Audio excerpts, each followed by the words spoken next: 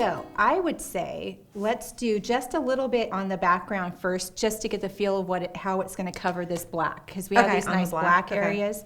And you can grab, I like these little triangle sponges because they cover a big area, but they get into small areas too. Okay. And what we're going to do is we're going to take the straight color first. Let's just add a little bit of this over or off to the side. You don't have to cover the whole area, just to see what it feels like and what it looks like on. I'm just going to add a little bit, and we're going to be going over this later, so don't be too worried about it. I just want to see how that covers, just so you get an idea of how it's covering. See how nicely? Yeah. And so you can get some really rich color. What I like is, depending on what color you choose, mine is showing through a little bit of that background pattern that I love, because I'm going to get some layers going on there. Showing through, and your background wasn't quite as noticeable over there, so it's not showing as much. But you can let some of that show through just by how hard you're pressing with this. Okay. So if you're pressing a little lighter, you're going to get lighter coverage. If you're really digging in there, you're going to get it to grab more. Okay.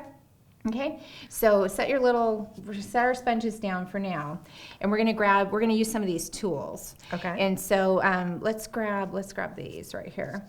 And what we're gonna do is we're gonna pick up some Pan Pastel, and I like to kind of go in with the white first, just to establish the really white parts that I wanna leave as highlights, because we're gonna be blending and I don't wanna lose those. And so it's easier if you establish a little bit of the white first. And I'm just gonna load up my little sponge, and you can see how it just goes on there really nicely.